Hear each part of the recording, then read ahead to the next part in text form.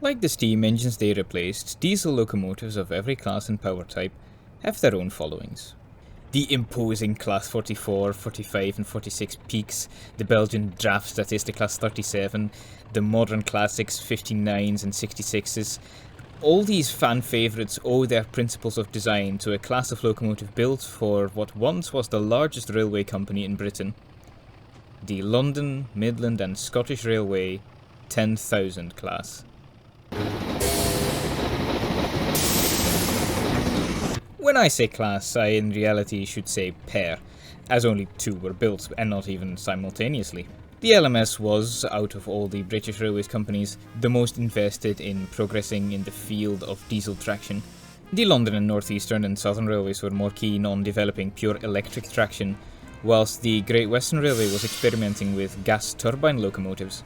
It is the LMS we have to thank for the perpetuation of designs as the Class 09 and subsequently Class 08, which they pioneered together with the builder of these diesel-electric machines, English Electric. The good relationship between the two companies led to the LMS, under direction of their chief mechanical engineer Charles Fairburn, venturing into their most impactful venture yet. That's poor form there. The creation of a mainline class of diesel-electric locomotives. The plan commenced in 1944, but it wasn't until 1947 that the first of these locos was built. Construction took 6 months. Powered by a 17-ton V-type diesel motor capable of delivering 1600 horsepower, the largest of its time to be built in Britain, the locomotive emerged from Derby Works on December the 5th. The Coco machine, which means it has 6 powered axles equally divided over 2 powered bogies, was painted in satin black with highlights such as bogie frames and the roof picked out in chrome. So, whilst the inside was lined with that ever so popular and totally not toxic material asbestos, as was the style at the time, at least the driver was dying in style. The locomotive bore chrome LMS lettering as well as its 10,000 number bolted on either side. If one looks at the front end of 10,000, there is a hint of American design practice. A big bonnet with the cab practically overlooking it, the only thing missing is a giant headlight. The reason for this design is actually even funnier than trying to imitate American practices. You see, the drawing office assumed that steam drivers, who were of course used to seeing their locomotive's boiler in front of them, would get queasy from seeing the sleepers fly by right under their noses. And then you complain when you have to sit in a carriage facing backwards. 10,000 was presented to the public on December the 8th at London Euston, and she was to work the Derby route, the old Midland Railway mainline. 10,000 was built for speed and power and would be rated under the LMS power classification as a 5P5F, and the British Railways power classification of 1948 as a Type 3. From this you might be able to gather that this was supposed to be the diesel equivalent to the Stanier Class 5, itself a class which handled the grand majority of Midland mainline trains, along with their express passenger counterpart, the Jubilee class. Some even say that the Class 5s are the best steam locos ever built. But number 10,000 was destined to be only one of a pair, as its sister loco, number 10,001, emerged from Derby Works in July of 1948. They were only a few months apart, yet they both carried different distinction of ownership. BR, who now quote-unquote owned the LMS, insisted on their sigil being on the locomotive, as the company wanted to chalk up the eventual success of the trials as their own. Normal people would, of course, call this nonsense. The twins, as the pair of locos were known, could be linked together to function as a single unit capable of delivering the horsepower of both locos, whilst only needing a single driver. In this form, the pair would hold the Royal Scots train from London Euston to Glasgow Central. One cannot talk about the twins without mentioning their friendly rivals, as 2 steam locomotives were constructed in tandem with the diesels. These were H.G. Ivett's modified Duchess class Pacifics, the first steam locomotives in Britain to be fitted with roller-bearing axle boxes throughout. They were easily distinguished from the ordinary Duchesses by their outwardly smaller cabs and larger ashpans. These 2 Pacifics were 6256 Sir William A. Stanier FRS and 6257, delivered as 46257 City of Salford. They were, in my eyes, the best examples of Duchess Pacifics one could find. 6256 was named at the same ceremony that unveiled 10,000 to the public, her namesake Sir Stanier being present for the occasion.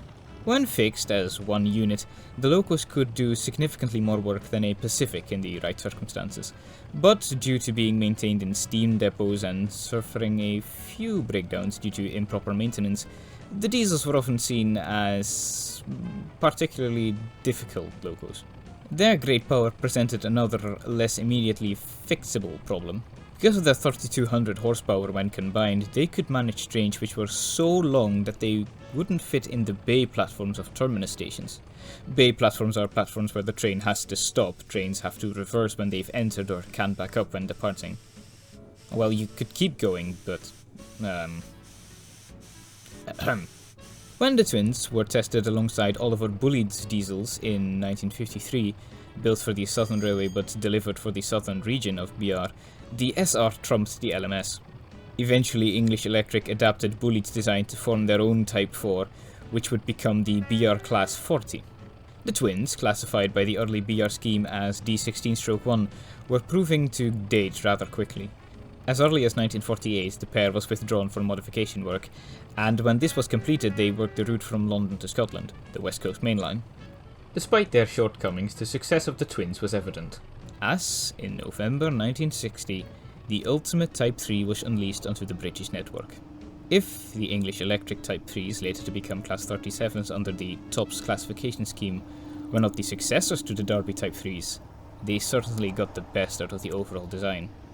The Class 37 and its 1750 horsepower were proving to be the final nail in the coffin for the twins. Their relatively non-standard nature aside, as there were only two of them, remember, they simply could not compete with the rapidly evolving diesel scene of BR. 10,000 was withdrawn in 1963 along with the Bulleid diesels, themselves classified D16-2. 10,001 lasted a little longer, using both parts from her sister, D16-1, and the Stroke 2s to keep running. She was withdrawn in 1966, having spent most of her final days on freight trains. Both were cut up in 1968. This means that 10,000 was outlived by its steam engine rival, 6256, by at least 6 months. The twins were not in service for long enough to receive their TOPS numbers, although they still occupied a 34,000 slot. Both locos were rejected for preservation, and aside from the new build program, the EM2 bogies, and the general outline of the Class 37 and 40, the legacy of this class has been reduced to nil. As for Charles Fairbairn, he died before his diesel prototype even began construction.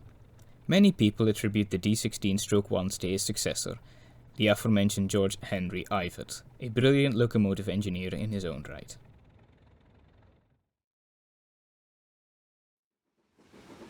For once I don't have a lot to say. Link to the Ivatt 10,000 Society and their new build program down below.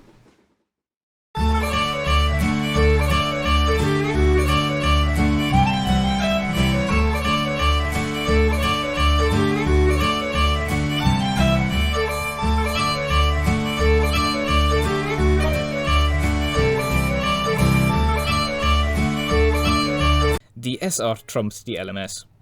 Eventually,